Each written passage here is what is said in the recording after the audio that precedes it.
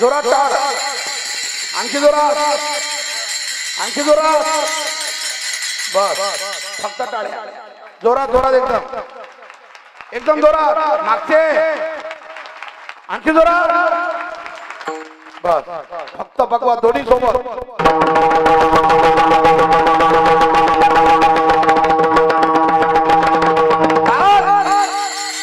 जोरात जोरात टाळ्या, पकवान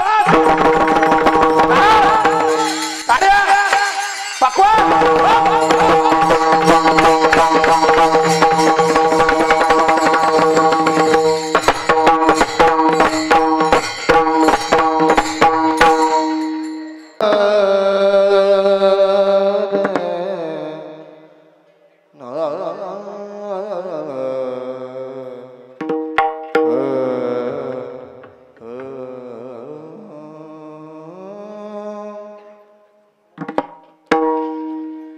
सदा माझे डोळा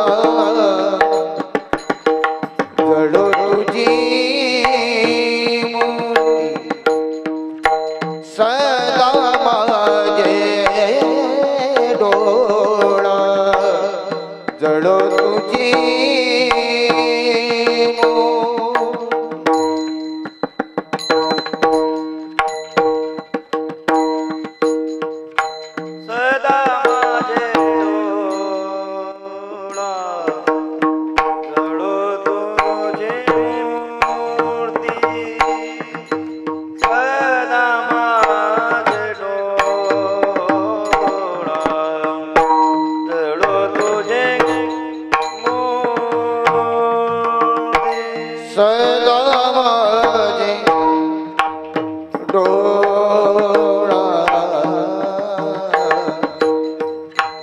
जड़ो तुझी मूर्ति सदा माझे डोळा जड़ो तुझी सदा माझे डोळा जड़ो तुझी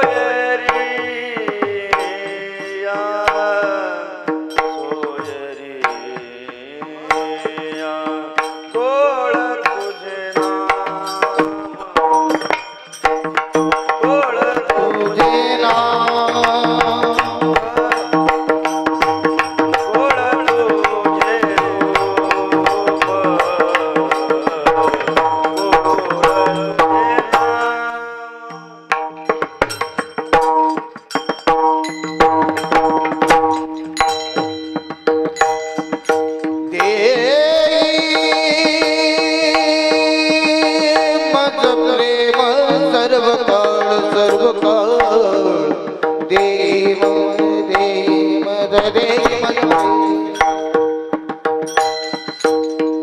जय माझा प्रेमा सर्व काळ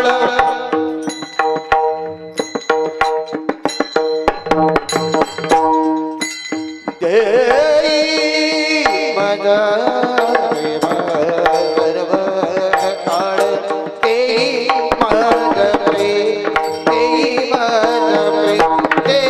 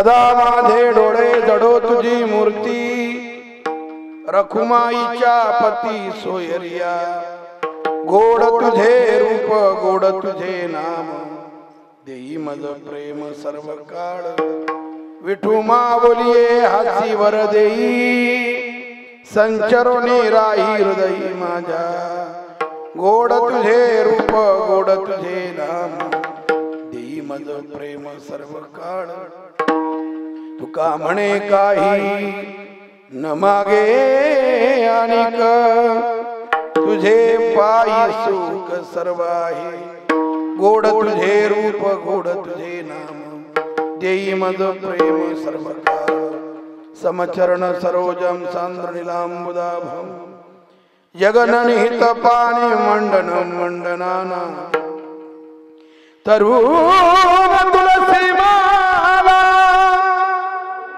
कंगनौ कंजनेत्रौ सदय धवलासौ विठ्ठलौ चिंतयामि पांडुरंग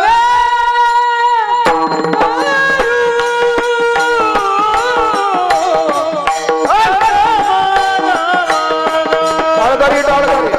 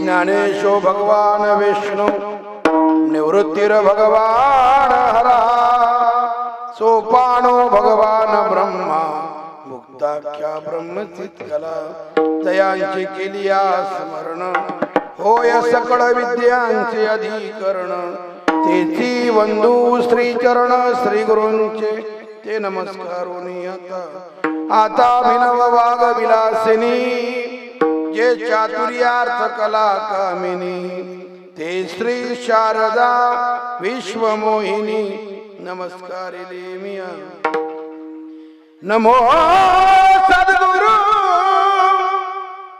तुकया ज्ञानदीपा नमो सद्गुरु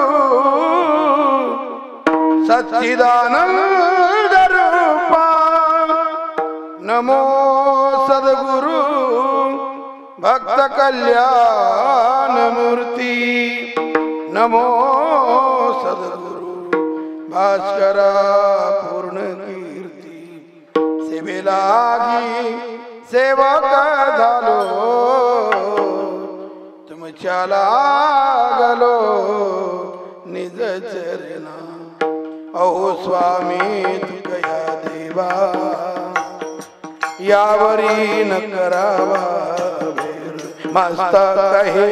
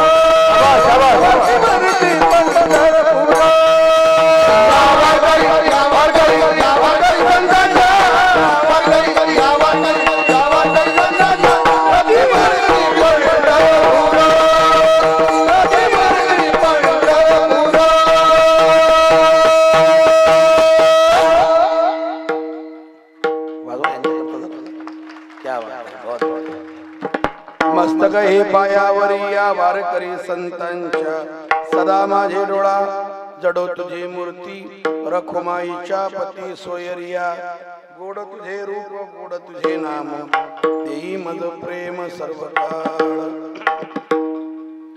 अखिल कोट ब्रह्मांड नायक रुक्मिणी प्राण संजीवन पंढरीश परमात्मा यांच्या असीम कृपेने अलंकापूर पीठाधीश्वर थोडासा कमी कर अलंकापूर पीठाधीश्वर ज्ञानियांचे राजे योगियांची माऊली साधकांचे मायबाप मुक्त तेजोनिधी कैवल्य साम्राज्य चक्रवर्ती माऊली महावैष्णव ज्ञानोबराय भगवान सर्वांच्या हृदयामध्ये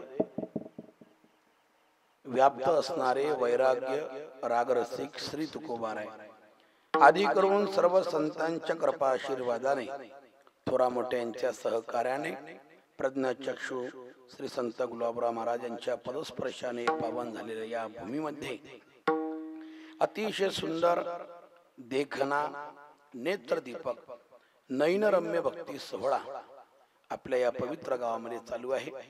त्या निमित्ताने आजच्या कीर्तनाची सेवा अर्थात जागराची सेवा सप्ताह समितीच्या माध्यमातून संपूर्ण आष्टोलीकरांच्या माध्यमातून अर्थात आमचे परमस्नेही परमार्थ प्रेमी वारकरी संप्रदायामधलं अतिशय सुंदर व्यक्तिमत्व ज्यांचं जीवन अतिशय पारदर्शी प्रामाणिक आणि समर्पक अशा प्रकारचं संप्रदायातलं जीवन आदरणीय संजीव भाऊ अडऊ यांच्या माध्यमातून हा कीर्तनाचा सहयोग आहे।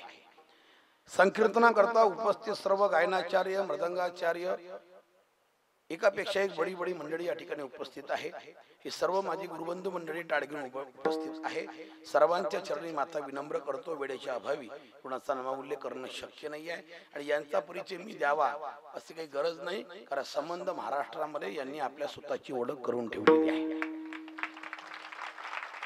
त्याच्यामुळे वेगळा परिचय देण्याची काही गरजच नाही। परिचय कोणाचा द्यावा लागतो ज्याची काही ओळख नाही आहे त्याचा परिचय द्यावा लागतो आणि यांनी स्वतःच्या कर्तृत्वाने आपल्या स्वतःची ओळख संबंध महाराष्ट्रामध्ये निर्माण केलेली आहे। दस्ताला विपदाचा बोलताना आवाज करत स्पष्ट फक्त उपस्थित सर्व पुरुष मंडळी माता भगिनी कॉलेजमध्ये आणि विद्यापीठा स्तरावरती एज्युकेशन घेणारे युवक आणि युवती सर्वांच्या चरणारविंदी साष्टांग विनम्र अभिवादन करतोय आणि आष्टोलीकरांना धन्यवाद याच्याकरता देतोय की तुम्ही फक्त सप्ताह करत नाही तर भगवंताच्या या सप्ताहाच्या निमित्ताने गावात तुम्ही दिवाळी साजरी करता इतकं सुंदर वातावरण तयार केलं। त्याबद्दल मानलं पाहिजे, तुम्हाला खरंच मानलं पाहिजे। मग अशी गावामध्ये मी प्रवेश केला तो दिंडीचा सोहळा पाहिला महाराज आणि मनामध्ये भाव तयार झाला की पंढरपूरचा देव आज पंढरपूरला नाही आहे, कारण तो आष्टोलीमध्ये आलेला आहे। इतकं सुंदर वातावरण तुम्ही गावकऱ्यांनी निर्माण केलं। गावातला सगळा तरुण एकत्रित झाला। संघ शक्ती कलियुगे असं भागवतकराचं वर्णन आहे की कलियुगामध्ये खरी ताकद संघटनेमध्ये असते। ज्या गावात संघटना आहे, एका विचाराने लोक राहतात, त्या गावाचं धार्मिक कार्य अतिशय वेगाने वाढत असतं। आणि ज्या गावात लोकांचं संघटन नाही, राजकारणाच्या माध्यमातून आपले अंतस्तवाद गावातल्या धार्मिक कार्यामध्ये आडवे आणणारे लोक आणि त्यांच्यामध्ये होणारे मतभेद, त्या गावात जर संघटन नसेल तर या धार्मिक कार्याला वेग येत नसतो। पण तुमच्या सर्वांचं संघटन पाहिलं आणि संजीव अडवूंना तुम्ही फार अंतकरणापासून साथ देताय हे आजच्या दिंडीच्या स्वरूपावरून आम्हाला कळालं। त्याबद्दल तुमच्या सर्व आष्टोलीकरांचं अतिशय मनापासून तुम्हाला धन्यवाद देतो, आभार मानतो आणि सर्वांच्या चरणी माता विनम्र करून चिंतना करता सुरुवात करतो। विठ्ठल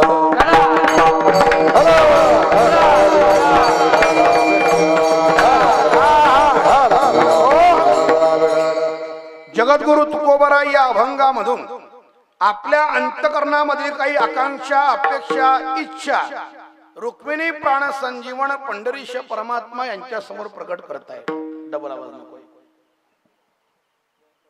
रुक्मिणी प्राण संजीवन पंढरीश परमात्मा यांच्या समोर प्रकट करताय. काही मागण्या आपल्या अंतकरणामधल्या प्रकट करताय. वारकरी संप्रदायामध्ये जगद्गुरु तुकोबारायांचं जीवन जर आपण पाहिलं आणि त्यांची अभंगगाथा जर वाचली तर मागणाऱ्या माणसाचा जगद्गुरु तुकोबाराय धिक्कार करताय.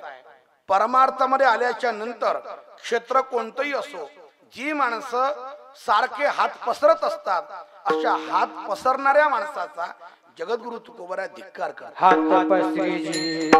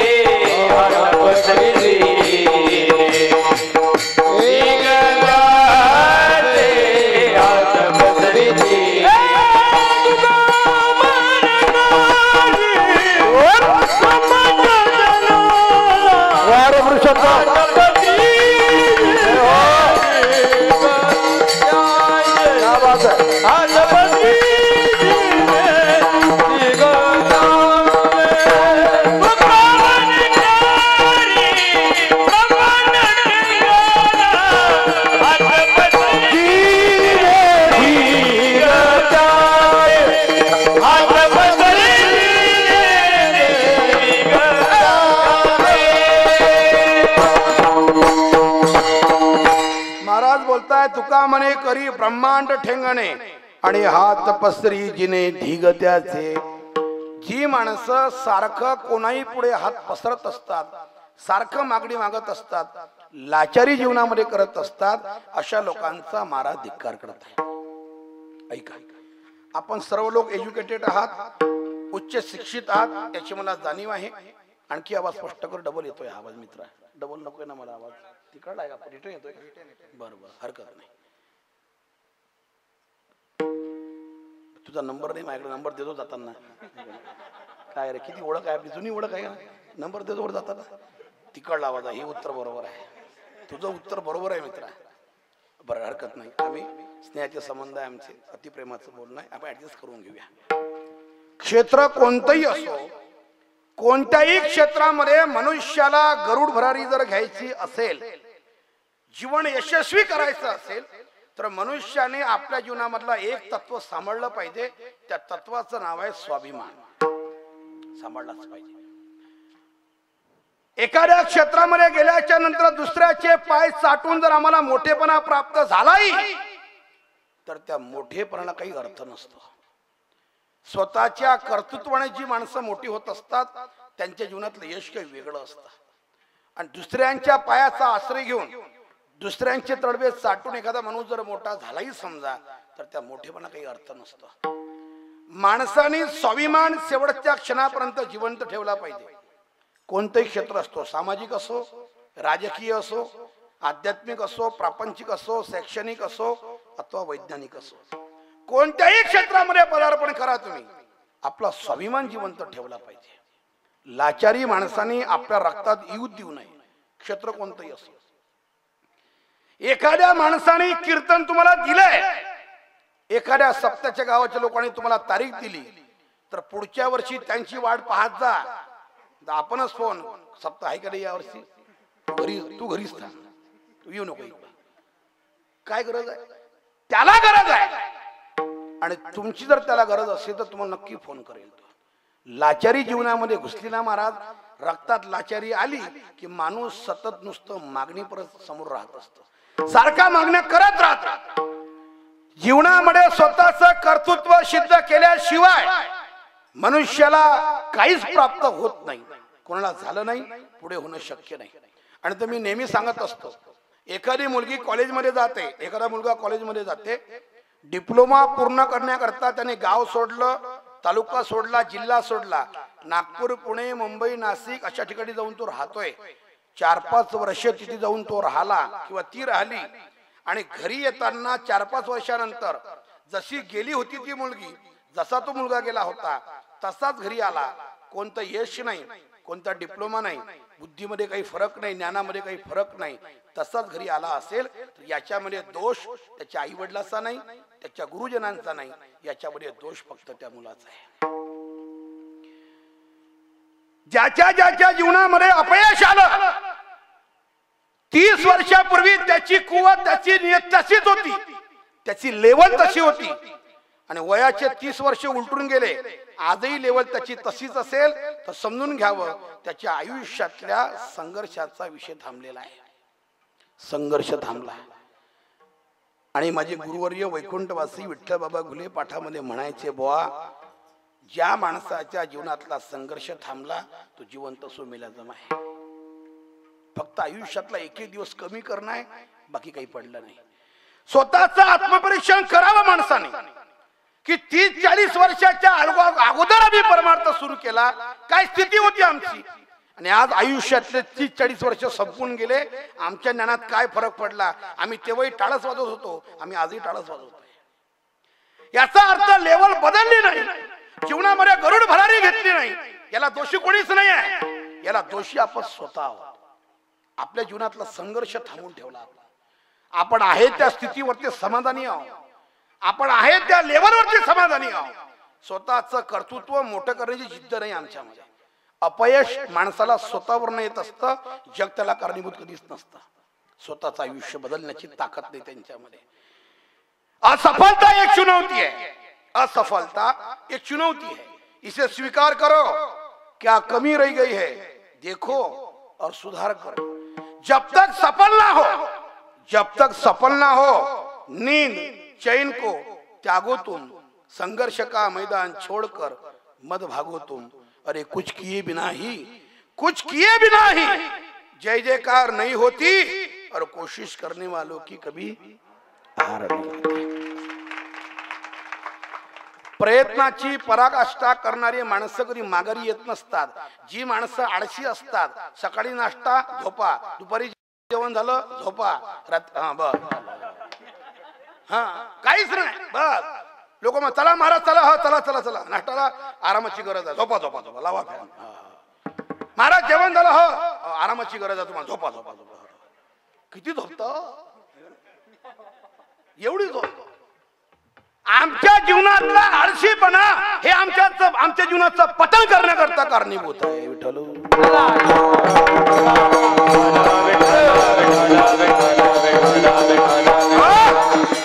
जिद्द नाही स्वतःचं जीवन गरुड भरारीकडे जायचं आहे, जिद्द नाही स्वतःचं जीवन समर्पित करायचं ज्ञानोबा तुकोबारांच्या ग्रंथाला, जिद्द नाही आहे स्वतःच्या आयुष्यामध्ये काही क्रांती करण्याचं. फक्त ज्ञानोबारांचं नाव आम्ही आमच्या जीवनाच्या भांडवलाकरता वापरलेलं आहे, बाकी आमच्या जीवनात क्रांती नावाची गोष्ट काहीच नाही. क्रांती त्याला म्हणतात, पोरगा असतं त्याला क्रांती नाही म्हणत माझ्याकडे. क्रांती त्याला म्हणतात जगातली अशक्य गोष्टही शक्य करून दाखवणं, त्याचं नाव क्रांती आहे. ती क्रांती आमच्या आयुष्यात घडणं महत्वाची आहे. ज्या ज्या लोकांनी आपलं जीवन समर्पित केलं ज्ञानोबा तुकोबारांच्या ग्रंथाला, त्यांच्या आयुष्याचं सोनं झालं. पहा, याच अमरावती जिल्ह्यामध्ये घडलेली घटना सांगतो की हा अमरावती जिल्हा अतिशय पावन आणि अतिशय पवित्र जिल्हा आहे. याच जिल्ह्याने वंदनीय तुकडोजी महाराज या समाजाला दिले, याच जिल्ह्याने गाडगेबाबा दिले या समाजाला, याच जिल्ह्याने संत ज्ञानेश्वर महाराजांचा प्रतिमेचा फोटो जर विश्वाला कळाला असेल तर उपकार अमरावती जिल्ह्याचे आहे. उदाहरण आहे संत गुलाबराव महाराजांचे उपकार. नाहीतर त्यांच्या नंतर तुकोबारांचा अवतार झाला काही वर्षांनी, पण तुकोबारांची प्रतिमा समाजात उपस्थित नाही आहे. त्यांचा फोटो आपण जर घरात लावत असाल तर तो ओरिजिनल फोटो महाराजांचा नाही आहे. आपली श्रद्धा आहे, हा भाग वेगळा आहे. पण तो फोटो 1934 मध्ये एक चित्रपट निघाला संत तुकाराम, आणि त्या चित्रपटामध्ये ब्लॅक अँड व्हाईट चित्रपट होता. त्या चित्रपटामध्ये तुकाराम महाराजांची भूमिका करणारे जे पंत होते त्यांचं नाव विष्णू पंत पांगनीस, त्यांनी ती भूमिका केली होती. पिक्चर पूर्ण झाला, चित्रपट पूर्ण झाला, आणि दिग्दर्शक त्यांच्या भूमिकेचे पैसे त्यांच्याकडे घेऊन गेले. त्यांना पैसे जेव्हा देण्यात आले तेव्हा विष्णुपंत पांगणीच्या मुखातून शब्द बाहेर पडले, हे पैसे नकोय मला. त्या दिग्दर्शकाला असं वाटलं असेल की पैसे कमी झाले, यांना वाढवून दिले, म्हणे मला पैसेच नकोय अजिबात. तुमचेच पैसे काय, आता मी माझ्या घरी सुद्धा जाणार नाही आहे, घरच्या पैशाने हात लावणार नाही. तुकोबराची भूमिका करत करत असताना माझ्या जीवनामध्ये तुकोबरा संचारले. जो वेश तुम्ही मला दिलाय, जो विना तुम्ही मला दिलाय, ती पगडी, तो पंचा, तो धोतर, आता हे मात्र वापस घेऊ नका. इथून पुढं मला फक्त तुकाराम महाराज म्हणून जीवन जगायचं आहे, तुकाराम महाराज म्हणूनच मरायचं आहे. पैशाला हात लावला नाही त्यांनी. म्हणून त्यांचा तो फोटो आपण आपल्या घरात, हा भाग वेगळा आहे की तुकाराम महाराजची भूमिका करता करता त्या नटाला एक वैभव प्राप्त झालं आणि समाजात त्यांची प्रतिमा प्रसिद्ध झाली, हा भाग वेगळा आहे. पण ज्ञानेश्वर महाराजची प्रतिमा जी आपल्या समोर आली असेल, उपकार गुलाबराव महाराजांच्या आपल्यावर आहे. कधी आळंदीला गेलात ज्ञानेश्वर महाराजच्या मंदिरामध्ये तर विना मंडप आहे आणि विना मंडपामध्ये उजव्या हाताला ज्ञानेश्वर महाराजचा फोटो आहे आणि खाली स्वच्छ अक्षरात लिहिलेलं आहे की संत गुलाबराव महाराज माधानकर यांनी काढलेला ज्ञानेश्वर महाराजांचा फोटो. पाहून घ्या कधी. या अमरावती जिल्ह्याने खूप काही दिलं या संप्रदायाला, या महाराष्ट्राला, या देशाला.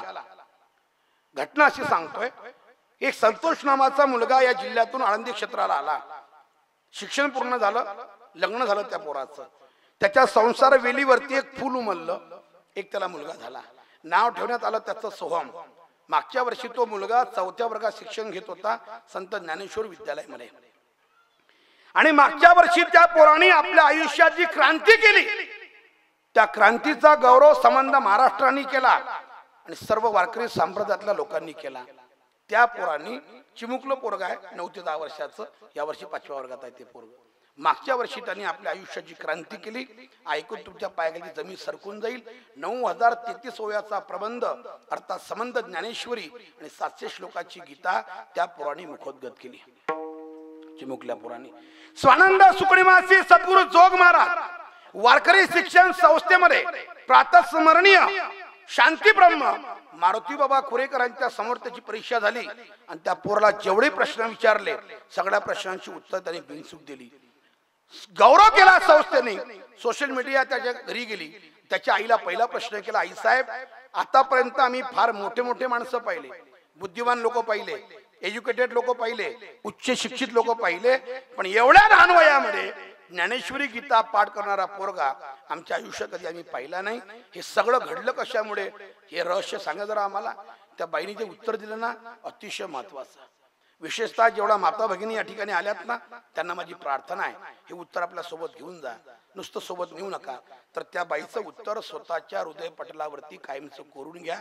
आयुष्याचं सोनं होईल तुमच्या. उत्तर फार चांगलं आहे. त्या बाईने सांगितलं की माझा मुलगा 9 ते 10 वर्षाचा ज्ञानेश्वरी गीता पाठ करत असेल, याच्यामध्ये माझं श्रेय काहीच नाही आहे. पण एक गोष्ट मी तुम्हाला आवर्जून सांगते, हा मुलगा माझ्या गर्भामध्ये असताना, माझ्या पोटामध्ये असताना मी 9 महिने 9 दिवस ग्रंथराज ज्ञानेश्वरीचे 108 पारायण केली. परिणाम माझ्या पोटी असा हिरा जन्माला आला.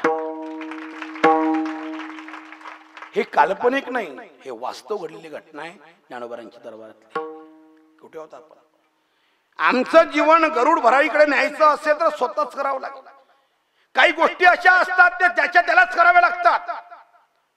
त्याच्यामध्ये काही प्रकार आहे की अभ्यास ज्याचा त्यालाच करावा लागतो. मित्राला सांगून अभ्यास होत नसतो. जेवण ज्याचं त्यालाच, दुसऱ्याला नाही. अलीकडचे प्रेमी बोल पोरं म्हणतात, तू जेवली का? ते म्हण नाही, तू जेवली नाही की मला जेवास वाटत नाही. नाटकं करू नको, कानाखाली वाजवू. नाटक बंद. हे असं कोणी असं उपाशी नसतं राहत कोणी. काही नाही, हे बंद करा. हे थोटांग आहे, खोटं प्रेम आहे, काहीच नाही आहे. जेवण जेवण ज्याचं त्यानेच करायचं असतं. कोणाचं पोट भरलं काय आपण असं काहीच नाही. तू जेवली की मग मला जेवायचं काम नाही. शहाणपणा करू नको. कोणी जेवल्याने कोणाचं पोट भरत नसते. जेवण ज्याचं त्यानेच करायचं असते, बरं का माऊली? ज्याचं त्याने जेवण, ज्याचं त्यानेच अभ्यास, ज्याचा त्यानेच लग्न. का तुम्ही असं कधी पाहिलं का बा, पोरगी पाण्याकरता एखादा माणूस गेला, पण पोरगी पसंत केली, साक्षगंध त्याच्यासोबत, सगळं त्याच्यासोबत झालं, त्याच्यासोबत फिरायला गेली, काही अडचण नाही, सगळं त्याच्यासोबत त्यानं लग्नाचं पर्यंत झालं. लग्नाच्या दिवशी मित्रच घोड्यावर बसून आला आणि युवाने विचारलं का हो जवाई नाही आले? नाही म्हणले जवायला अर्जंट काम आलं, आज याचा काम मागून घ्या. असं होते? शक्य आहे काय? जेवण जास्त त्यानेच करायचं, लग्न जास्त त्यानेच करायचं, अभ्यास जास्त त्यानेच करायचा असतो. कोणीही आयुष्यामध्ये त्याचं काम तो करू शकत नाही. म्हणून जीवनामध्ये गरुड भरारी घ्यायची आहे, जीवनामध्ये यशस्वी व्हायचं आहे, स्वतःलाच अभ्यास करावा लागेल, दुसऱ्या माणसाला सांगून जमत नसते. पहा, आणि आपण जर स्वतः झिजणार नाही, अभ्यास करणार नाही, स्वतःचा स्वाभिमान जिवंत ठेवणार नाही, तर सारखी लाचारी रक्तात येईल, दुसरं काहीच नाही. विठ्ठल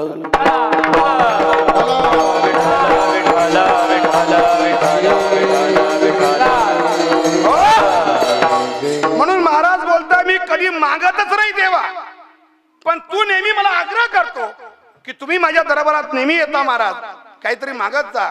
तू आग्रह करतो ना देवा, म्हणून मी मागतो. नाहीतर तसं तुझ्याकडे येताना मागणी माझ्या अंतकरणात कधीच राहत नाही. मी येतो कशा करता? एकाच गोष्टी करता. कोणत्या? परी आहे आवडी दर्शनाची, परी आहे आवडी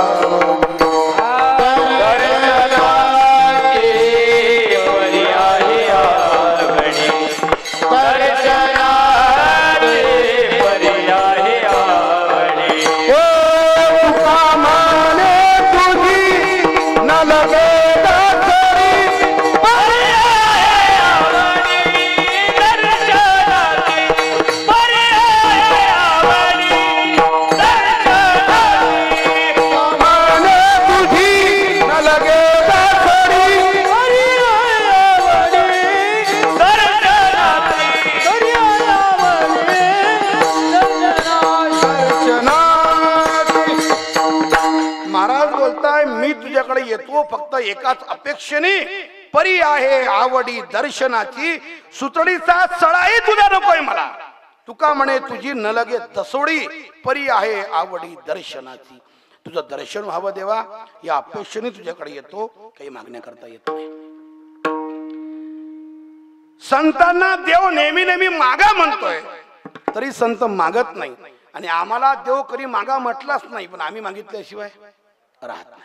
देवाने कधी स्वप्नात येऊन सांगितलं नाही उद्या पंढरपूरला येतो आणि काही मागून लिस्ट करून घेऊन येतो, काहीच म्हटलं नाही. पण आम्ही मात्र सगळं घेऊन जातो आमच्या घरूनच. पण संतांना नेहमी मागा म्हणताय, संत मागत नाही. देवाचा खूप आग्रह झाला तेव्हा जगद्गुरु तुकोबारायांच्या मुखातून शब्द बाहेर पडले, देवा जर तुझी इच्छा असेल तर एवढंच दे. काय?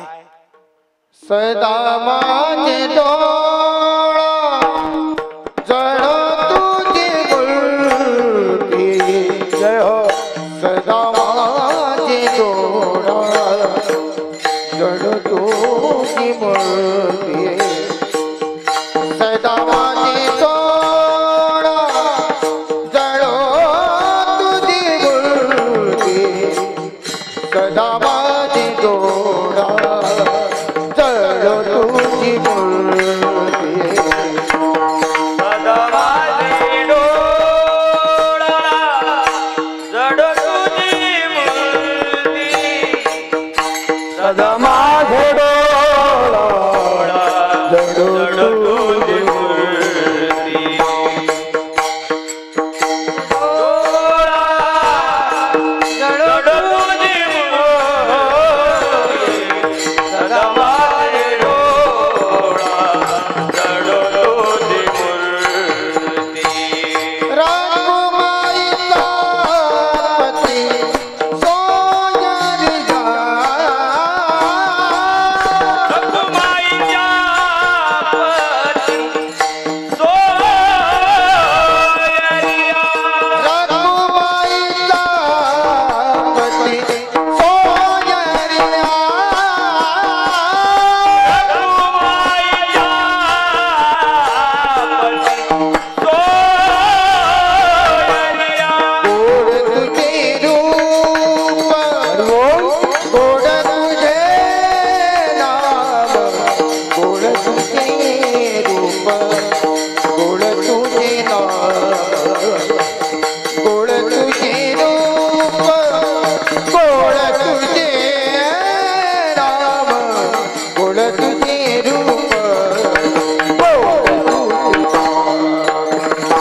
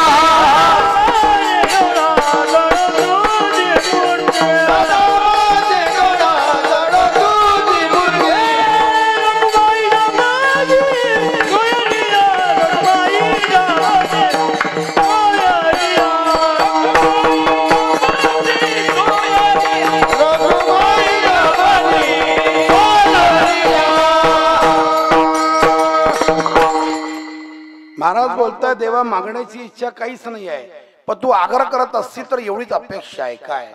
सदा माझे डोळा चढो तुझी मूर्ती, रखुमाईच्या पती सोयरिया. या डोळ्याचा विषय नेहमी करता तू बनला पाहिजे.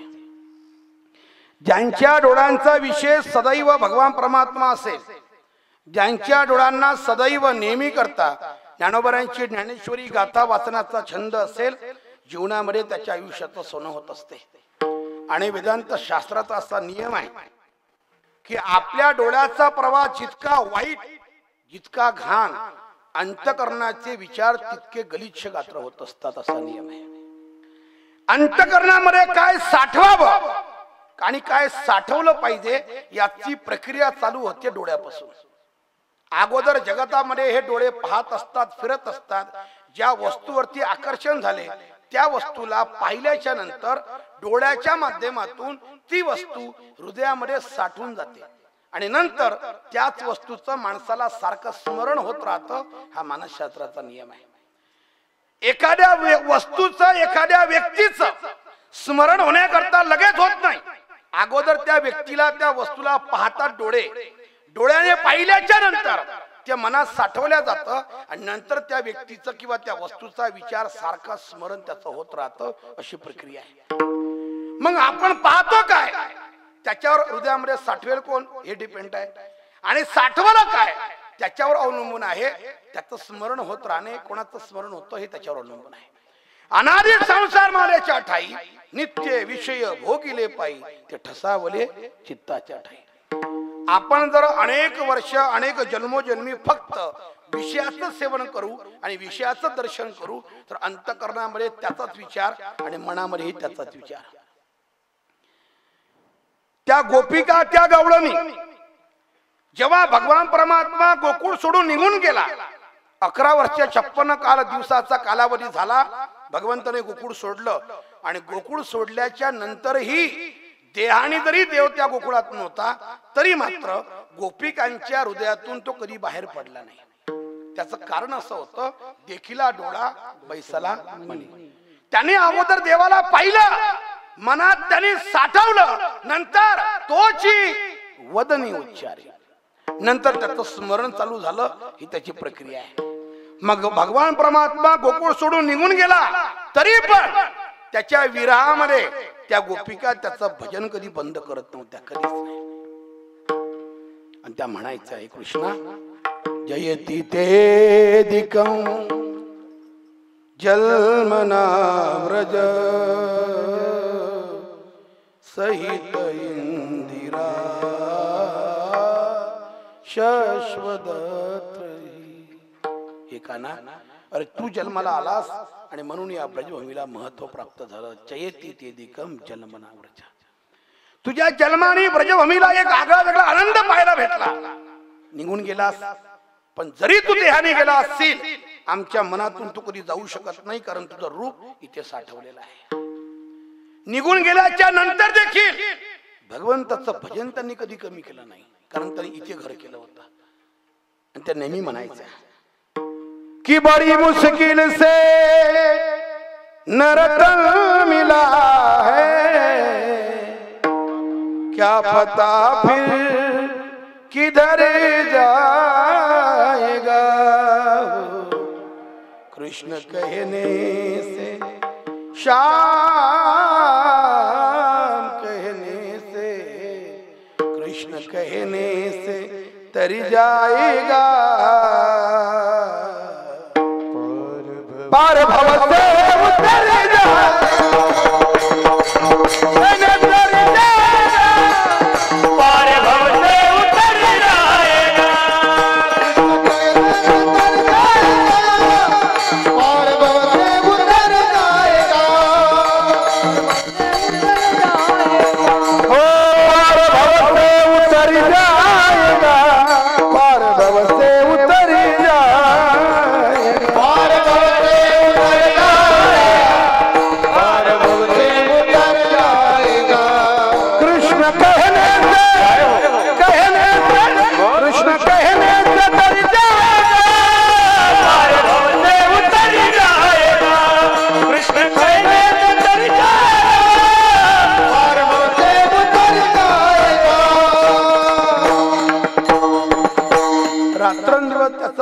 का त्यांचं चुकलं नाही, का विसरल्या नाही? कारण त्यांच्या हृदयामध्ये त्यांनी घर केलं होतं. आणि मानसशास्त्राचा नियम असा आहे, एखाद्या व्यक्तीने आपल्या हृदयामध्ये कायमचं घर केलं रे केलं की ती व्यक्ती आपल्या डोळ्यासमोर असो अथवा नसो, आयुष्याच्या शेवटच्या क्षणापर्यंत त्याची भेट हो अथवा न हो, पण त्या व्यक्तीला मनुष्य विसरू शकत नाही. हे मानसशास्त्राचा नियम आहे. विसरणं अशक्य असतं, इम्पॉसिबल. येणं केल्या प्रकारे त्या व्यक्तीचं स्मरण होतच राहतं. हा मानसशास्त्राचा नियम आहे. किती विसरण्याचा प्रयत्न करा, मनुष्य विसरू नाही शकत. फक्त त्याने इथे घर केलं पाहिजे. गोपिकांच्या अंतःकरणामध्ये कृष्णाने कायमचं घर केलं. परिणाम तो गेल्याच्या नंतरही शेवटच्या क्षणापर्यंत त्याला ते विसरल्या नाही. म्हणजे अंतःकरणामध्ये कोणाचं हृदय, कोणाचं रूप साठवावं याच्याकरता डोळ्याचा प्रवास अतिशय महत्वाचा आहे. डोळ्याचा प्रवास ज्याच्या अतिशय घाण असतो त्याचे विचार कधीच चांगले होत नाही. जगातली प्रत्येक स्त्री त्याला भोग वस्तू म्हणून दिसते. त्याला कोणामध्ये आई दिसत नाही आणि कोणामध्ये त्याला आई बहीण दिसत नाही. जगातली प्रत्येक स्त्री त्याला भोग वस्तू दिसते, कारण डोळ्याचा प्रवास चांगला नाही.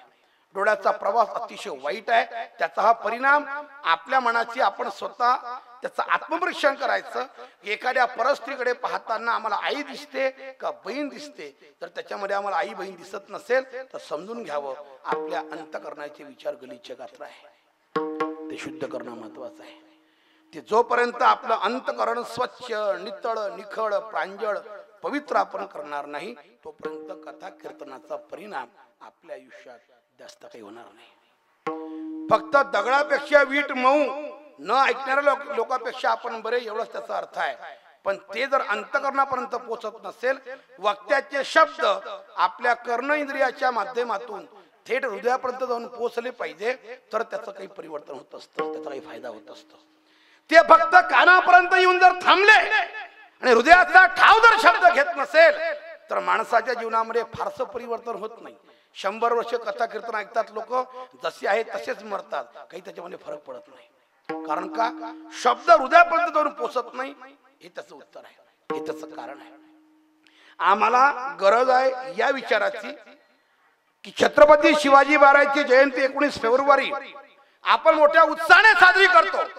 डीजे लावतो, नाचतो, आपण मिरवणूक काढतो. काढा, हरकत नाही, नक्कीच करा. माझ्या राजाची जयंती मोठ्या उत्साहाने झालीच पाहिजे, प्रश्नच नाही. पण जयंती फक्त नाचण्यापुरती नसते. जयंती आम्हाला त्यांच्या विचारांची करायची असते. ज्या छत्रपती शिवाजी महाराजांच्या दरबारामध्ये कल्याणाच्या सुभेदाराची सून मावळ्यांनी नजराणा म्हणून उभी केली, तेव्हा छत्रपतींच्या मुखातून शब्द बाहेर पडले की अशी सामशी माता असती सुंदर रूपवती, असेच झालो असतो सुंदर आम्ही वदले छत्रपती. समोरच्या स्त्रीच्या बद्दल आपल्या अंतःकरणात आईची भावना बाळगणारे छत्रपती शिवाजी महाराज, आम्हाला त्यांच्या विचाराची जयंती करायची आहे. नुसतं डीजे लावले आम्ही, नाचलो आम्ही, काही याला अर्थ नसतो. सप्ताहामध्ये शेवटच्या मागणीपर्यंत कीर्तन 10 वाजता लागो का 10:30 वाजता लागो, पण कीर्तन झालंच पाहिजे. अखंड हरिनाम सप्ताह येतो. नाचण्याकरता कीर्तन बंद कधी करायचं नाही. हे पाप कधी करायचं नाही. आपण नाचा, भरपूर नाचा. जयंतीच्या दिवशी खूप नाचा, अडचण नाही आहे. पण आम्हाला त्यांच्या विचारांची जयंती करायची आहे, फक्त नाचण्याची नाही आहे.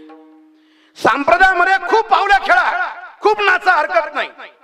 9 नाही 10 वाजता कीर्तन लावा, काही अडचण नाही. कीर्तनकार थांबणार आहे, काही हरकत नाही.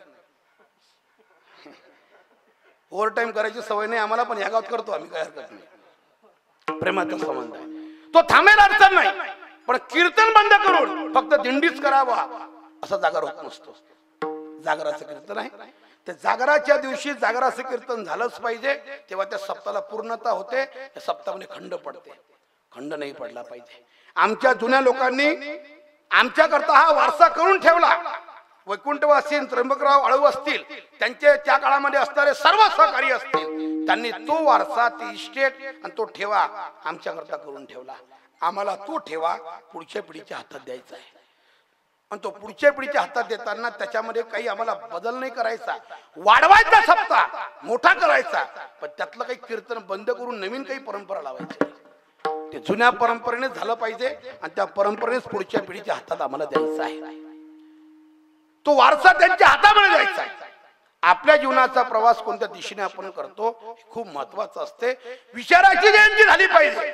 ज्ञानोबा तुकोबारांच्या विचारांचा जागर झाला पाहिजे तर त्या सप्त्यामध्ये काही अर्थ असतो. म्हणून माझं प्रांजळ असं मत आहे, स्वच्छ असं मत आहे की माणसाने आपल्या डोळ्याचा विषय वाईट मार्गाने जाऊ देऊ नये. पतन होतं माणसाचं, पतन होतं. आणि मी नेहमी एक वाक्य सांगतो पा सोपन महाराज, हे तर दुर्भाग्य आहे सांप्रदायिक लोकांचं की संप्रदायामध्ये राहून 30-30, 50-50 वर्ष झाले लोकांना, पण झोपत असताना 2 तास ते मोबाईल चाडतील पण ज्ञानेश्वरी वाचून झोपणार नाही. हे किती मोठी शोकांतिका आहे महाराज, किती मोठं पाप आहे आपल्या आयुष्यातलं की आपण ज्ञानोबारांच्या ज्ञानेश्वरीचा आश्रय घेत नाही, महाराजांच्या गाथेचा आश्रय घेत नाही. 2-3 कधी वाजतात आम्हाला मोबाईलवर पाहत असताना झोप केव्हा लागते कळत नाही. 4 तास निघून जातात आयुष्यातले, पण एवढेच 4 तास आपण ज्ञानेश्वरी वाचून झोपू बा असा विचार आपण करत नाही. काय उद्धार होणार आहे आपला? कुठे आहोत आपण? वैकुंठवासी भजन विश्व संत बोधे बाबा आयुष्यातला एकही क्षण गाथा वाचल्याशिवाय त्यांनी कधी गमावला नाही. विचारलं बाबाला, बाबा आपला तर गाथा पाठ आहे, कशाला पुन्हा पुन्हा वाचताय? तरी सांगितलं, अरे माझ्या स्वतःच्या जीवनाचा मला भरोसा नाही आहे. माझं पतन कधी होईल कशाने सांगता येत नाही, आयुष्याचा भरोसा नसतो. आणि माझ्या आयुष्यामध्ये माझं संतत्व, माझं साधुत्व जीवनाच्या शेवटच्या क्षणापर्यंत टिकवण्याकरता मी गाथा नेहमी वाचत राहतो. नेहमी ते विचार मला वाचवतात, ते विचार मला नेहमी तारतात. त्या विचारासोबत जीवन मी जगतो म्हणून माझं साधुत्व टिकून आहे, म्हणून माझा 3 वाजताचा नियम टिकून आहे. कारण ते विचार मला ऊर्जा देतात, ते प्रेरणा देतात, माझं साधुत्व टिकून ठेवतात. ते असं काही नाही आहे की मनुष्य 50 वर्ष राहिला संप्रदायामध्ये म्हणजे साधूच होतो, असं काही नाही आहे. 50-60 नाही, आयुष्याच्या शेवटच्या काळामध्ये सुद्धा माणसाचं पतन होऊ शकते असं काही सांगता येत नाही. 60,000 वर्ष तपश्चर्या केली एका माणसाने, नाव विश्वामित्र. 60,000 वर्ष लोहाचे चणे खाऊन तपश्चर्या केली, पण तरी देखील 60,000 वर्षाची तपश्चर्या एका क्षणात नाहीशी झाली. रंभा आली आणि आपल्या आयुष्यातलं सगळं तप घेऊन गेली. काय सांगते? आयुष्यामध्ये पतन कोणत्याही क्षणात होऊ शकते, कोणत्याही काळामध्ये होऊ शकते. शेवटच्या क्षणापर्यंत आपला साधुत्व टिकून ठेवायचं असेल तर गाथा ज्ञानेश्वरीच्या विचारांचा आश्रय घेत चला. विठ्ठल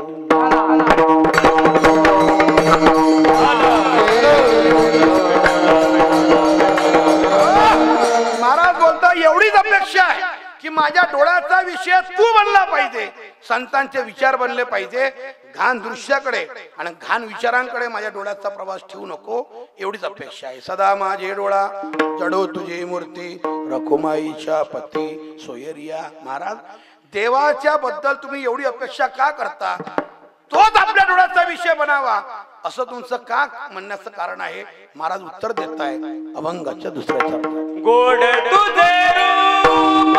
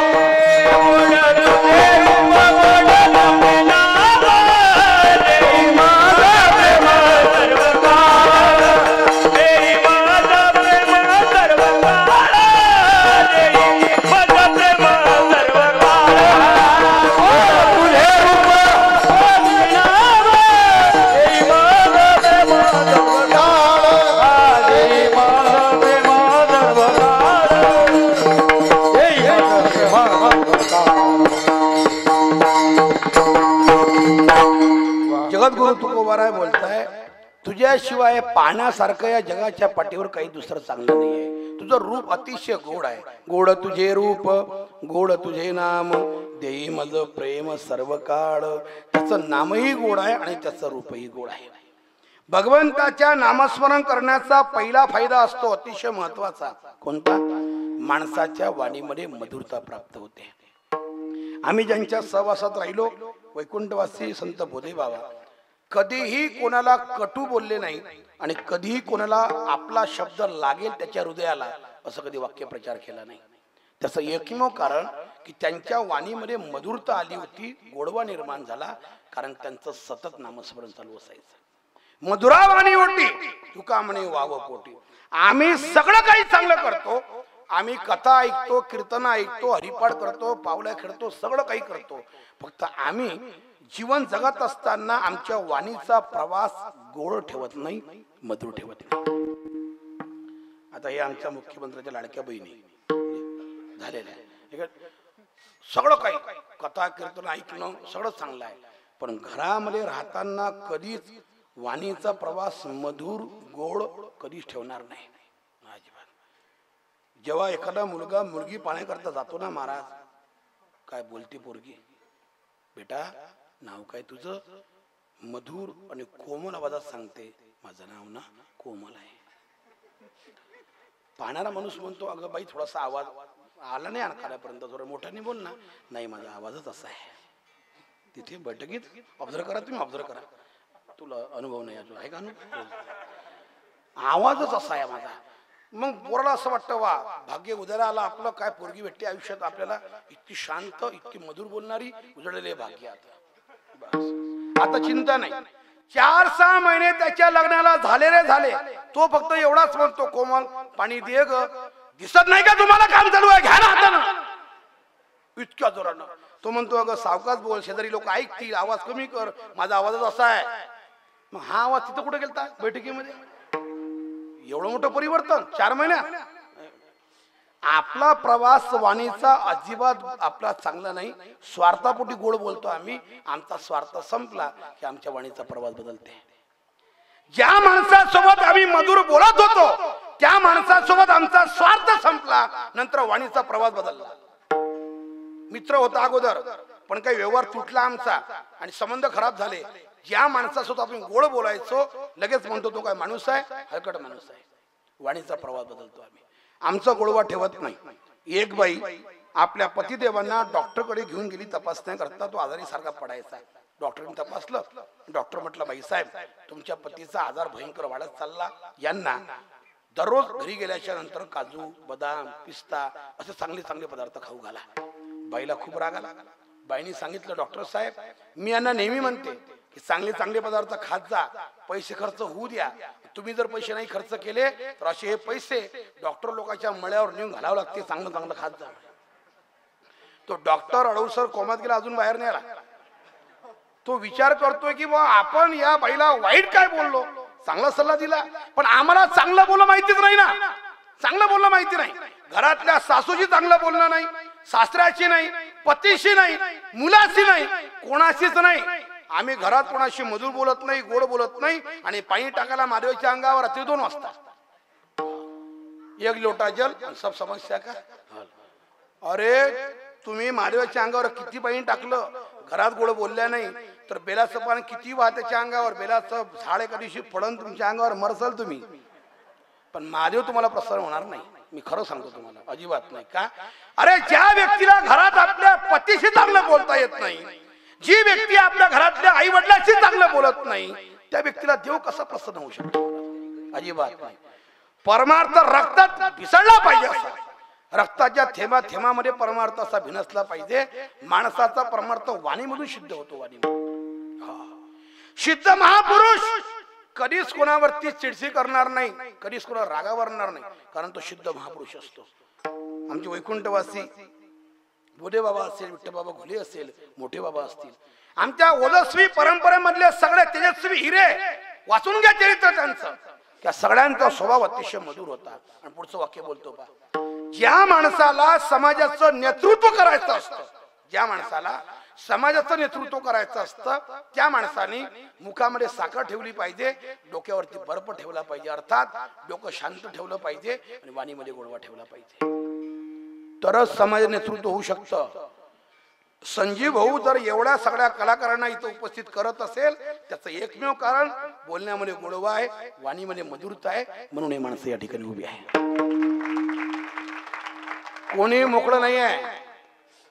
किती कार्यक्रम यांना या पर्वावरती तुम्हाला माहिती नाही आहे, कोणीच मोकळं नाही आहे. पण तरी एकापेक्षा एक बडी बडी मंडळी जर या ठिकाणी उपस्थित असेल ना, फक्त प्रेम आहे, स्वच्छ निखळ प्रेम आहे, गोडवा आहे, बोलण्यामध्ये मधुरता आहे. येगड्या तोय आपला, आई आपला, सप्ताह आपलाच आहे असं समजून येत जा. सोपन महाराज असं समजून येत जा. आणि त्याच्यामध्ये ते प्रेम असल्यामुळं लोक येण्याकरता सगळे अति आतुरतेने येत असतात. प्रेम महत्वाचं आहे, गोडवा महत्वाचा आहे. जर तुम्ही एखादा मुलगा नवीन टाळगीन उभा असेल, हे पोर उभे या ठिकाणी, एवढे एखादा पोरगा नवीन टाळगीन उभा राहिला आणि जर एखाद्या गावातल्या जुन्या भजनांनी म्हटलं या पोऱ्या आण टाळीकडं, तुला वाजवता येत नाही, त्याला रागावलं त्याच्यावर मारा, तो म्हणतो आप्पाजी हा टाळ तुमचा, ही माठ तुमची, सप्ताह तुम्ही रामकृष्ण हरी. येतच नाही तो, अजिबात नाही, काल्यापर्यंत फिरकत नाही इकडे. एवढे टाळकरी उभे असेल ना, फक्त प्रेमाच्या बोलण्याने गोडवा ठेवा लागतो. आमचे मोदी बाबा डोक्यावर हात फिरवायचे असे, प्रेमाने म्हणायचे, अरे वाजव, तुला वाजवता येते, हळूहळू वाजवता येईल, अरे गा म्हण चाल एखादी, म्हणता येईल तुला. किती प्रेम होतं महाराज. केले उपकार सांगू मी काय, बापन करी. एवढी मधुरता होती, गोडवा होता, म्हणून हजारो लाखो विद्यार्थी तयार केले. तसं कोणी तयार होत नसते. नेतृत्व करणाऱ्या माणसाला फार संयम ठेवावा लागत असतो, गोडवा ठेवावा लागतो आपल्या वाणीमध्ये, डोकं थंड ठेवून काम करावं लागतं, तेव्हा समाजाचं कार्य होत असतं महाराज. आणि ते गोडवा येण्याकरता परमार्थ रक्तात भिनसला पाहिजे. भगवंताचं नामस्मरण रक्ताच्या थेंबा थेंबात उतरलं पाहिजे. त्या नामस्मरणाचा पहिला फायदा, कारण भगवंताचं नामस्मरण अतिशय गोड आहे. महाराज बोलताय काहीच नकोय, गोड तुझे रूप, गोड तुझे नाम, ते मज प्रेम सर्व काळ. आणि देवा नुसतं प्रेम देऊ नको, तर माझ्या अंतःकरणामध्ये, माझ्या हृदयामध्ये नेहमी करता तू साठवून राहा. अभंगाचं तिसरं चरण.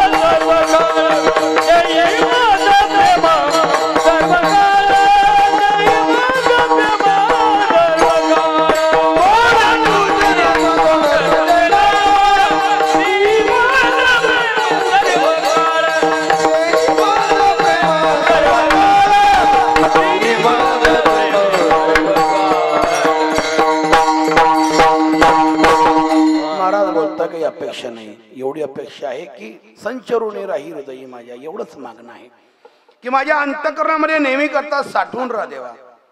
एकदा अंतःकरणामध्ये तू साठवला नसता की पुन्हा या अंतःकरणामध्ये या हृदयामध्ये संसार कधी येणार नाही आणि त्या हृदयामध्ये फक्त तू राहशील, बाकी काही राहणार नाही. देवाचं आगमन अंतःकरणामध्ये पर्यंत झालं, हृदयापर्यंत झालं ना, त्या माणसाला संसार गोड वाटत नाही. आणि जर संसार गोड वाटत असेल आम्हाला तर समजून घ्यावं आमच्या अंतःकरणात देव नाही, फक्त विषय आहेत. आणि अभिनव शुकाचार्य वैकुंठवासी भागवत भास्कर डोंगरेजी महाराज आपल्या भागवत कथेमध्ये वाक्य बोलायचे की ज्या माणसाच्या अंतःकरणामध्ये प्रचंड विषयाच्या लालसा दडलेल्या असतात त्याच्या अंतःकरणात भगवंताच्या भक्तीचा उदय कदापि शक्य होत नसते. मग तो प्रापंचिक असो का तो पारमार्थिक असो, कोणत्याही क्षेत्रात राहा तुम्ही, कोणत्याही क्षेत्रात राहा, परमार्थात राहणारा माणूस याचा अर्थ त्याच्या मनात देवच आहे असं अजिबात नसते. ज्ञानोबारायांनी जर हृदयामध्ये घर केलं तर ज्ञानोबारायांच्या समाधी सोहळ्याला माणूस कोणताच कुठेच न राहता तो थेट आळंदीतच राहील, कारण त्या ज्ञानोबाराबद्दल इथे जागा आहे. हे त्याचं उत्तर आहे. आणि ज्ञानोबारायांच्या नावाचा आश्रय फक्त स्वतःचे पोट भरण्याकरता जे लोक करतात ना, ते समाधी सोहळ्याच्या दिवशी घरीच राहत असतात. का? प्रीतीच नाही ज्ञानोबाराबद्दल, ज्ञानोबाराबद्दल अंतःकरणात जागाच नाही. ज्या ज्ञानोबारांनी आपल्यावरती अफाट असे उपकार केले, ज्या ज्ञानोबारांनी जीवन जगण्याची वाट दाखवली, ज्या ज्ञानोबारांच्या समाधीमध्ये सानिध्यामध्ये राहून आपण आपल्या जीवनाचं साफल्य करून घेतलं, त्या ज्ञानोबाराबद्दल आपल्या मनात जर तो भाव नसेल, समजून घ्या त्यांची जागा इथं नाही आहे. अंतःकरणापर्यंत ज्ञानोबाराय पोहोचलेच नाही. जर अंतःकरणात त्यांच्या हृदयामध्ये घर असेल तर ज्ञानोबारांचा साधक काय सप्ताह घेईल महाराज आणि काय कुठे राहील घरी, तो थेट आळंदीतच जाईल महाराज. होऊ शकत नाही असं. ज्याची ओढ ज्ञानोबारांच्या लवचुंबकासारखी ज्ञानोबारांच्या समाधीकडे ओढ ज्याची लागली ना, तो कुठेच राहणार नाही, थेट समाधीपर्यंत जाईल, तिथे जाऊनच उत्सव करेल. काय ज्ञानोबारांची कृपा की ज्ञानोबारांचं मोठेपण सांगत असताना एसपी कॉलेजचे प्राचार्य वैकुंठवासी गुरुनाम गुरु मामासाहेब दांडेकर पुण्यामध्ये प्रवचन करत असताना त्या प्रवचनामध्ये वाक्य बोलायचे की एखाद्या स्त्रीला मातृत्व जर प्रदान करायचं असेल तर 18 वर्षाचं वय पूर्ण करावं लागतं, तेव्हा ती आई होऊ शकते. पण ज्ञानोबारांचा गौरव करताना ते छातीला हात लावून म्हणायचे, एक 16 वर्षाचा मुलगा पुरुष जाती जन्माला आला आणि संबंध विश्वाची आई होऊन बसला, त्यांचं नाव संत ज्ञानेश्वर महाराज आहे. साधी क्रांती नाही आहे आणि त्या क्रांतीमध्ये आपण सर्व सहभागी आहोत, त्यांची आपण लेकरं आहोत. त्यांच्या सानिध्यात राहणारी माणसं जर ज्ञानोबारांच्या समाधी सोहळ्याला, त्यांच्या उत्सवाला त्यांच्या दारात होत नसेल ना, जागा इथे नाही त्यांची. आमच्या हृदयामध्ये माऊलीने घरच केलं नाही. काय उपकार आहे महाराज, काय साबळलं त्यांनी. की प्रसंग आळंदीमध्ये कसाही येऊ, किती वाईट दिवस येऊ, पण ज्ञानोबारांनी साधकाला उपवाशी ठेवलं असा कोणत्या साधकाच्या आयुष्यातला कधीच असा विषय येत नाही, त्याची आठवण कोणतीच नाही, असा प्रसंग नाहीये. आम्ही संस्थेमध्ये होतो त्या आमच्यापेक्षा आमचे आवारे बाबा या ठिकाणी बसलेले आहे. आधीचा काळ, खूप आधीचा काळ. शिड्या भाकरी घेऊन 8-8 दिवसाच्या शिड्या भाकरी एकत्रित जमा करून उन्हामध्ये वाळवून आणि नंतर पाण्यामध्ये बारीक बारीक करून करून त्याचा भुगा करून खाण्याचे दिवस त्यांनी काढले. विचारा त्यांना, इतके वाईट दिवस काढले, पण त्या भाकरी खाण्यामध्ये, शिड्या भाकरी खाण्यामध्ये सुद्धा इतका आनंद होता महाराज, खूप आनंद होता. आम्ही संस्थेला होतो, घरी पाडवा असायचा, होळीचा सण असायचा, घरी दिवाळीचा सण असायचा. आईचं बोलणं व्हायचं फोनवरती आणि आई म्हणायची, बाळा दिवाळीचा सण आहे, पाडव्याचा सण आहे, बघ घरी पुरणपोळ्या केल्या, भजी, कुरड्या, पापड, चमचमीत पदार्थ आहे, तू काय खाल्लं रे आज. तेव्हा आईला आम्ही म्हणत होतो, आई इथे कसली ग पोळी, आम्ही मधुगरी मागितली आणि इथे बाजरीच्या भाकरी आहे. आणि आईच्या कानावरती शब्द पडले की आईच्या समोर इतकं मोठं ताट भरून असायचं, आई घरातल्या लोकांना पूर्ण जेवण द्यायची आणि आमचा कानावरचा शब्द ऐकला की माझं पोरग, माझं लेकरू बाजरीच्या भाकरी खाते. सणाच्या दिवशी आई आपलं ताट भरलेलं बाजूला सारून देत होती आणि कोपऱ्यात बसून रडायची आमची आई. का? आपलं पोरग भाकरी खाते, आपण पुरणपोळ्या कशा खायच्या. ज्ञानोबारांच्या दारामध्ये त्या भाकरी खाताना सुद्धा, त्या शिळ्या भाकरी खाताना सुद्धा इतका आनंद होता, तो घरच्या पुरणपोळीत आनंद नाही महाराज. ज्ञानोबारांनी सांभाळलं आम्ही मृदंगाची प्रॅक्टिस करायचो. वैकुंठवासी मृदंग सम्राट की संबंध महाराष्ट्रामध्ये या विद्येला रोग आला होता. हे रोगीट झालेली विद्या होती मृदंग क्षेत्रातली. पण त्या रोगीट झालेल्या विद्येला पुन्हा अतिशय संक्रमित केलं, प्रफुल्लित केलं आणि त्या महाराष्ट्रामध्ये एक वैद्य जन्माला आले. त्या वैद्याचं नाव आहे पांडुरंग बाबा वैद्य मृदंग सम्राट, ज्यांनी या मृदंग कलेच्या क्षेत्रामध्ये आपल्या जवळचं ज्ञान आणि कला मोफत निष्काम भावनेने संबंध महाराष्ट्रातील लोकांना वाटून दिले. महाराज संबंध महाराष्ट्रातील लोकांना. आणि आयुष्यामध्ये ज्ञानोबाराने जर एवढं सांभाळलं असेल आम्हाला, तर त्या ज्ञानोबाऱ्याबद्दल आमच्या मनात ती प्रीती पाहिजे, ती भावना पाहिजे. आणि जर ते नसेल तर समजून घ्या हृदयामध्ये ज्ञानोबारांचं स्थान नाही आहे. ज्ञानोबारांनी हृदयामध्ये घर केलं नाही. आणि म्हणून महाराजांची प्रार्थना आहे, विठू मावली हाची वर देई संचरोनी राही हृदयी माझ्या हृदयामध्ये जर तू संचरून राहिलीस तेव्हा तर तू कुठेही जाणार नाहीस अशी माझी अपेक्षा आहे. एकदा मोठ्या प्रमाणे भजन करायचं आहे. सर्वांनी हात वर करू.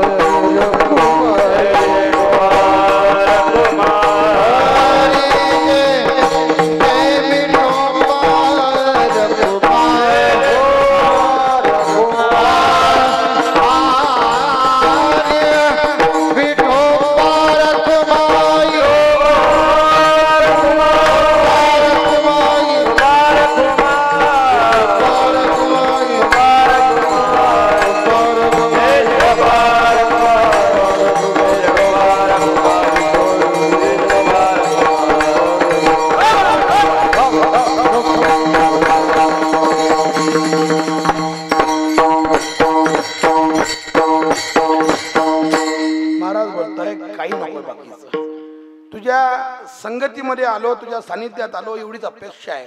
तुझं भजन व्हावं, हृदयामध्ये तू साठवून राहावा एवढीच अपेक्षा आहे, बाकी काहीच नाही पाहिजे. आम्ही परमार्थामध्ये आल्याच्या नंतर देव सोडून सगळं काही मागतो. आम्ही सगळं मागतो. इदम मे स्यात् इदम मे स्यात् इति काम शब्द संज्ञिता. हा पंचदशिकार वर्णन करताय. गाडी, बंगला, पैसा, प्रतिष्ठा, मान, सन्मान हे मागतो आम्ही देवाच्या दरबारात गेल्याच्या नंतर. देवाला मागत नाही आम्ही. तुकोबारा हे काहीच मागत नव्हते, मागितलं फक्त देवाला. संतांमध्ये आणि आपल्यामध्ये हा फरक आहे. आम्हाला प्रचंड श्रीमंत व्हायचं आहे. आम्हाला अमरावती जिल्ह्यामधल्या टॉप लेवलच्या श्रीमंताच्या यादीमध्ये स्वतःचं नाव घालवायचं आहे. आम्हाला गाडी, बंगला, पैसा, प्रतिष्ठा, मान, सन्मान, गर्भ श्रीमंत व्हायचं आहे आम्हाला. आणि त्याच्याकरता मी परमार्थ करतो, त्याच्याकरता देवाच्या दरबारात जातो. माझं नेहमी असं मत आहे, श्रीमंत जरूर व्हा, खूप श्रीमंत व्हा. जोडून या धन उत्तम व्यवहारे आणि उदास विचारे वेच करी. प्रचंड श्रीमंत व्हा, पण त्या श्रीमंतीचं प्रदर्शन करण्याकरता श्रीमंती कमावू नका. लोकांना प्रदर्शन करण्याची खूप सवय आहे. मी खूप श्रीमंत आहे हे दाखवण्याची खूप लोकांना सवय आहे. अंगावरती फार दागिने घालून आणि समाजामध्ये मिरवून स्वतःच्या श्रीमंतीचं प्रदर्शन दाखवू नका. माझ्याकडे खूप पैसा आहे म्हणून आपल्या मुलाचा वाढदिवस करताना अन्नाची नासाडी करून समाजात आपला मोठेपणा करू नका. श्रीमंतीचं प्रदर्शन करू नका. श्रीमंतीचं प्रदर्शन करायचं असेल तर या अष्टोलीमध्ये भेटा कार्यकर्त्यांना भेटा, संजीव भाऊला, आणि त्यांना म्हणा की तुम्ही सप्ताह फारच गोड करता गड्या. हा सप्ताह असा चालू ठेवा, असाच स्वरूपाने ठेवा. पैसे कमी पडले ना, मी श्रीमंत आहे, आपल्याकडनं घेऊन जा. याला म्हणतात श्रीमंतीचं प्रदर्शन. इथे करावं. इथे केल्याच्या नंतर त्या पैशाची सार्थकता आहे. जोडून या धन उदास विचारे व्यस्त करी, त्याचा योग्य विनियोग करणं, त्याला म्हणतात श्रीमंतीचं प्रदर्शन. अरे ज्ञानोबारांचा पालखी सोहळा जसा चांदीच्या रथात निघतो ना, दिवे घाटात तेव्हा तो सोहळा पाहण्याकरता हजारो लाखो भाविक येतात. काय माझे ज्ञानोबार आहे, डौलात चालतात महाराज, त्यांचा रथ चालतो. तसा आपल्या गावाचा पालखी सोहळा संबंध महाराष्ट्राने युट्यूबच्या माध्यमातून पाहिला पाहिजे. इतका सोहळा चांगला झाला पाहिजे. स्वतःच्या मुलाच्या लग्नाचा आनंद जितका आपल्या मनात असतो, त्याही पेक्षा 10 पटीने आनंद आपल्या गावाच्या पालखी सोहळ्याबद्दल असला पाहिजे. गावात पंढरपूर अवतरण झाल्याशिवाय राहणार नाही महाराज, नक्की होईल. वेगळं पंढरपूर करण्याची गरज नाही, तुमचं गावच पंढरपूर होईल. पण ती भावना पाहिजे. आपल्या श्रीमंतीचं, आपल्या पैशाचं योग्य विनियोग करता आला पाहिजे आणि तो योग्य विनियोग इथे होत असतो. एखादा आमदार प्रचार करण्याकरता पैसे खर्च करतो, त्याला प्रचाराकरता जेवढे तो पैसे खर्च करतो त्यापेक्षा कधीच पैसे तो तेवढे परमार्थात खर्च करत नाही. त्याचा किती खर्च असतो महाराज, त्याचे कार्यकर्ते कधीच महिनाभर आपल्या घरी जेवण करत नाही. आमदाराचे कार्यकर्ते प्रचार करताना कधीच घरी जेवण करत नाही, दररोज धाब्यावर असतात. त्यांच्या बाटल्या पाण्याच्या म्हणतो, पाण्याच्या, हा बरोबर पाण्याचं म्हटलं काय, तुमच्या डोक्यात काय आलं विषय मला माहित नाही. मी बिस्तरी म्हणतो, पाणी भेटत नाही ना चांगलं बाहेर म्हणून. पाणी, त्यांच्या बाटल्या, त्यांची सोय, सगळं काही लाखो रुपयाचा चुरडा करतात ते लोक, लाखो रुपयाचा चुरडा. पण धाब्यावर एक नाही 2 महिने जरी त्यांनी पोरं जीव घातले तरी पुण्य लागत अजिबात नाही. डोक्यात काढून टाकाय, पुण्य लागतच नाही. पुण्य लागतं कुठे? आष्टोलीच्या सप्ताहामध्ये 2 वैष्णव 2 साधू जीव घातले तर पुण्य लागत असतं, बाकी पुण्य लागत नाही कुठे. इथे एक शीत दिले अन्न होय कोटी कुळाचे उद्धरण. आपल्या पैशाचा योग्य विनियोग करता आला पाहिजे, पैसा सत्कर्मात खर्च झाला पाहिजे, एवढी आपल्या चरणी प्रार्थना आहे. म्हणून महाराज बोलता, देवा काहीच नकोय, साई इतना दीजिए, साई इतना दीजिए ज्या में कुटुंब समाये, मैं भी भूखा न रहूं और आने वाला साधू भी भूखा न जाए. एवढं मला दे देवा, बाकी काहीच नको, काही अपेक्षा नाही आहे. मग देवा नेमकं तुम्हाला पाहिजे काय महाराज? महाराज सांगताय तुझ्या चरणाजवळ खूप सुख आहे, याच्यापेक्षा वेगळं मला काही नको, शेवटचं चरण.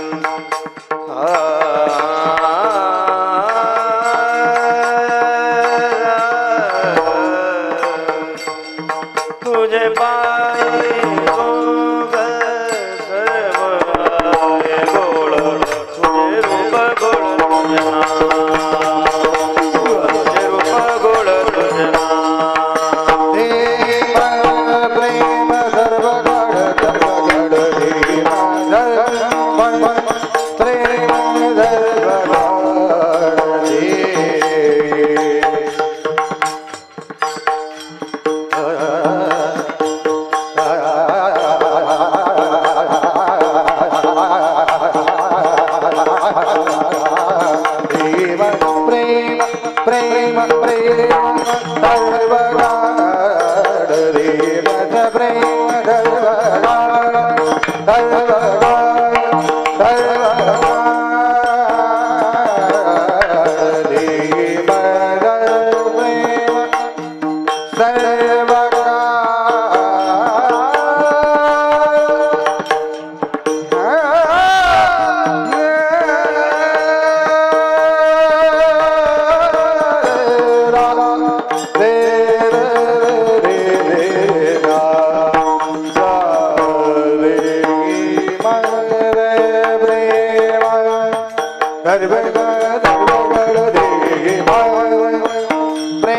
प्रेम धर्म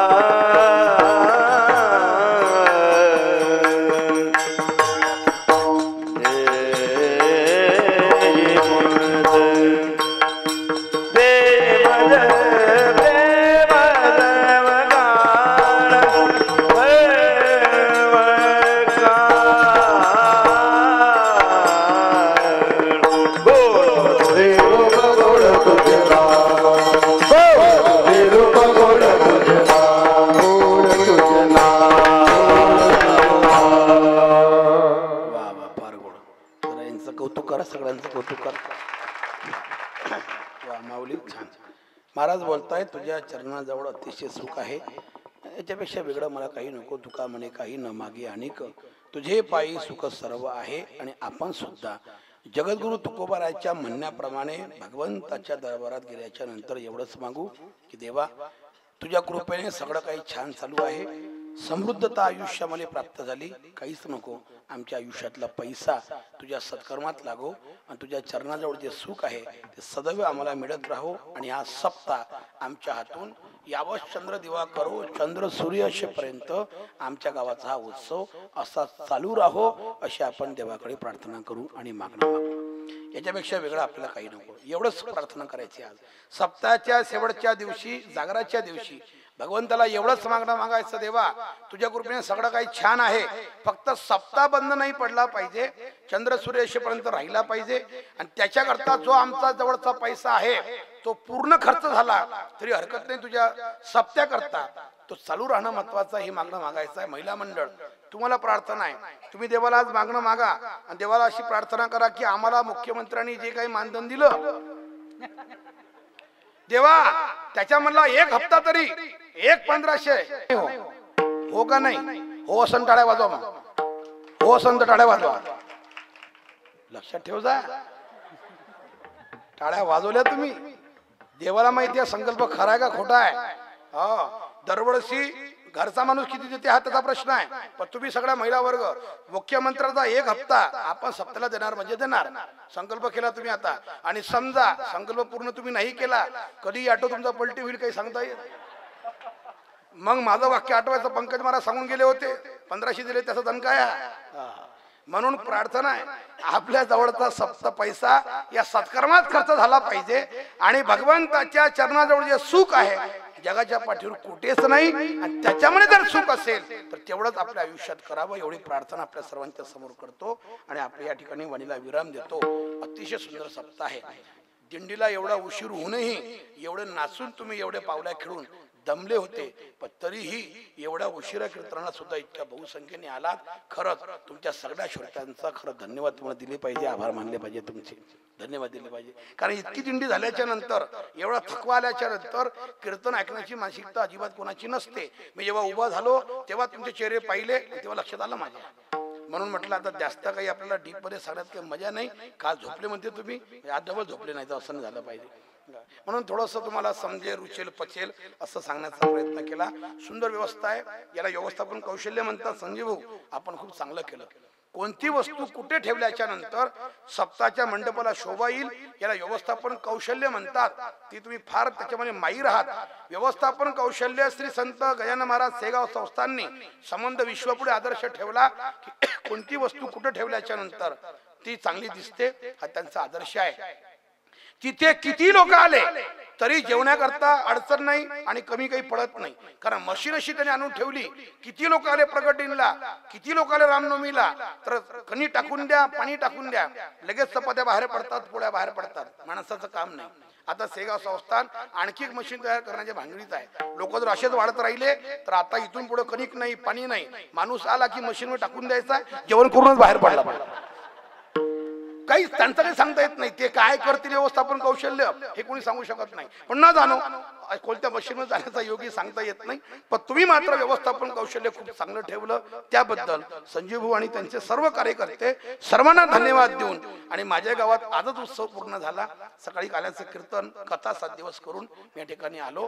मी फक्त तसं पाहिल्याला माझी अधिकृत तारीख नव्हती, पण अनधिकृत तारीख झाली नंतर संजीव भाऊच्या प्रेमास्तव दुसऱ्या गावाची तारीख कॅन्सल करून मी त्यांना म्हटलं होतं गावाचा उत्सव आहे, सगळा भार माझ्यावर आहे, जमणार नाही. पण भाऊ म्हणले नाही, यावं लागेल.